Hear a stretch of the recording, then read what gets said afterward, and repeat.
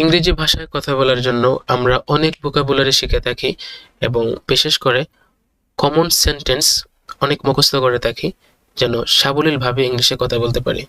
কিন্তু বাস্তব কথা হলো শুধু ভোকাবুলারি শিখে এবং নির্দিষ্ট কিছু বাক্য মুখস্থ করে ইংরেজিতে কথা বলা যায় না।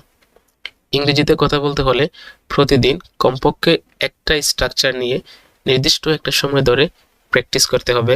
দেন you will be able to speak English fluently. So this is the journey of learning English through structure.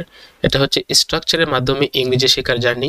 এই জার্নিতে প্রতিদিন শুধুমাত্র একটা করে মোস্ট ইম্পর্ট্যান্ট স্ট্রাকচার নিয়ে আলোচনা করা হবে এবং আমি এটা বিশ্বাস করি কেউ যদি প্রতিদিন জাস্ট একটা স্ট্রাকচার নিয়ে প্র্যাকটিস করে দেন 1 মাস 2 মাস পরে ইংলিশের মধ্যে তার একটা কনফিডেন্স কাজ করবে।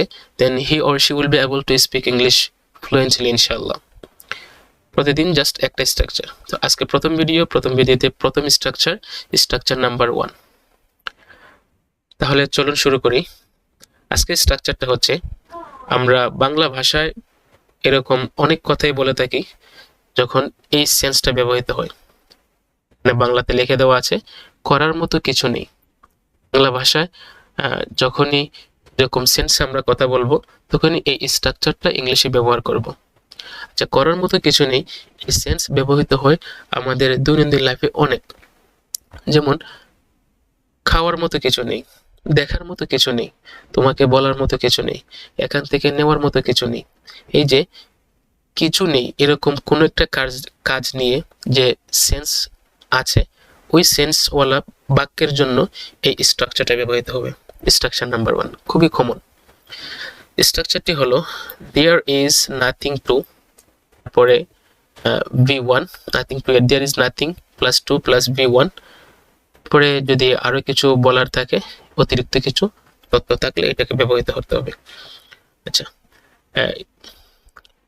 বাংলা দেখে যদি এক্সাম্পলগুলোকে ফলো করি তাহলে আরো ক্লিয়ার হবে এবং প্রত্যেকটা এক্সাম্পলকে অনেকবার প্র্যাকটিস করবেন। আচ্ছা, 1 নম্বর বাক্য হলো করার মতো কিছু নেই। এই করার মতো কিছু নেই এর ইংলিশ কি হবে? There is nothing to do. করার মতো কিছু নেই।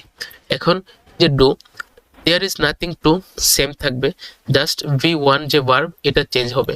এটা চেঞ্জ করে করে অনেক বাক্য বানানো যাবে। যেমন এখন বলার কিছু নেই, there is nothing to say now. চিন্তা করার কিছু নেই, there is nothing to worry about. তারপরে ব্যাখ্যা করার কিছু নেই, there is nothing to explain. ভয়ের কিছু নেই, there is nothing to fear. পরে বদলানোর কিছু নেই, there is nothing to change. এখানে খাওয়ার কিছু নেই, there is nothing to eat here. যদি বলি টেবিলের উপর খাওয়ার মতো কিছু নেই তখন ইংলিশ কি হবে? There is nothing to eat on the table. টেবিলের উপরে খাওয়ার মতো কিছু নেই। আজ শেখার কিছু নেই, there is nothing to learn today. হারানোর কিছু নেই, there is nothing to loss. হারানোর কিছু নেই, there is nothing to loss. হারানোর কিছু নেই। তারপরে মনে রাখার মতো কিছু নেই, there is nothing to remember. এভাবে প্রতিদিন জাস্ট 10 মিনিট প্র্যাকটিস করে দেখেন। এরপরে আপনি জাস্ট আমাকে বলবেন আপনার স্পিকিং লেভেলটা কোথায় যাচ্ছে। শুধু স্পিকিং লেভেল না, স্পিকিং এর সাথে সাথে ইংলিশ আন্ডারস্ট্যান্ডিং অনেক ইমপ্রুভ হবে। এখানে আমি একসাথে দিয়ে স্ক্রিনটা দেখাচ্ছি, একটা স্ক্রিনশট দিয়ে রাখেন, গ্যালারিতে সেভ করে রাখেন যেন বারবার ভিডিও দেখতে না হয়। পরে যখনই সময় পাবেন এটাকে প্র্যাকটিস করবেন লাউডলি। 10 মিনিট প্রতিদিন সময় দেন। জাস্ট লক্ষ্য করেন হচ্ছে আপনার স্পিকিং লেভেল এবং ইংলিশ আন্ডারস্ট্যান্ডিং লেভেলটা কোথায় যাচ্ছে। ওকে, আমি ক্লিয়ার করে দিচ্ছি। এখন একটা স্ক্রিনশট নিয়ে রেখে দেন, সেভ করে রেখে দেন। আপনার আরেকটা কাজ হচ্ছে, কাজটা হলো make your own sentence and comments. এই 10টা বাক্যের বাহিরে নতুন একটা বাক্য বানান এবং কমেন্ট বক্সে গিয়ে অবশ্যই কমেন্ট করেন। যদি ভিডিওটা ভালো লাগে শেয়ার করেন, লাইক কমেন্ট করেন এবং সাবস্ক্রাইব করা না থাকলে সাবস্ক্রাইব করুন, আমার সাথে থাকুন। We will learn English together and we will learn English slowly and clearly. Thank you so much.